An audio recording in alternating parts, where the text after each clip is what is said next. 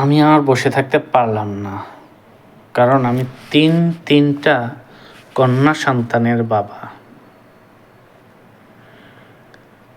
যখন রামিসার ছবি চোখের সামনে ভেসে ওঠে, আরও রামিসার মতো হাজারো শিশুর ছবি আমার চোখের সামনে ভেসে ওঠে, তখন গা শিউরে ওঠে। ওই পশুগুলোর কথা মনে আসতেই তাদের মুখে, তাদের শরীরে থুতু নিক্ষেপ করতে ইচ্ছে করে। Mister prime minister, control your home minister's mouth right now,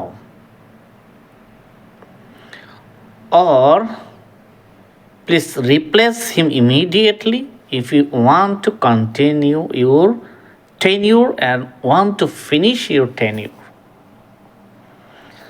Such bastard home minister, he has no right to keep his chair anymore in Bangladesh.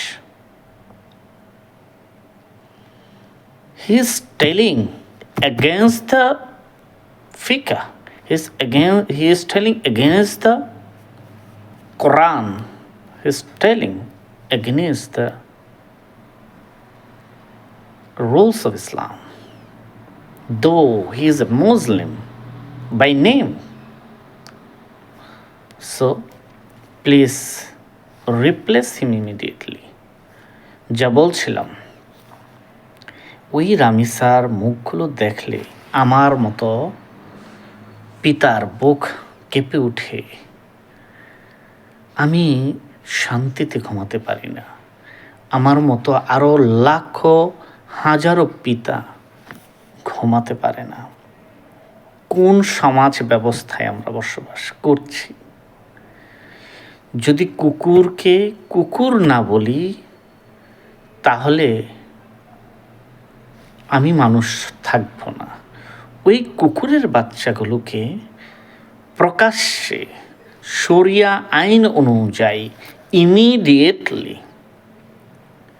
ফাঁসির কাষ্ঠে ঝুলাতে হবে, অথবা তার শিরচ্ছেদ করতে হবে। এটা আমার একার কথা না, সারা বাংলাদেশের জনগণ এই দাবি উত্থাপন করেছে। আপনাদেরকে জনগণের পালস বুঝে দ্রুত ব্যবস্থা নিতে হবে। This is the reality. If you don't realize the pulse of the public, you will make mistake again, like previous government. Please take initiative immediately. Take steps immediately against the rapist. No mercy anymore. আমরা আর এই ধরনের শিশু বলাৎকার, শিশু ধর্ষণ, নারী ধর্ষণ, খুন আর বাংলার জমিনে সহ্য হচ্ছে না আমাদের, আমরা নিতে পারছি না। Please do something.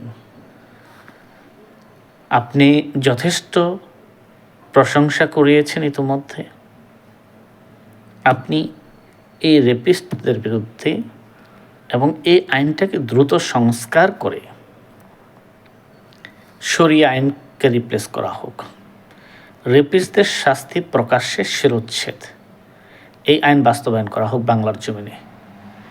এটাই আমি চাই। শেষ কথা, আল্লাহ হাফেজ। ভালো থাকবেন, সুস্থ থাকবেন।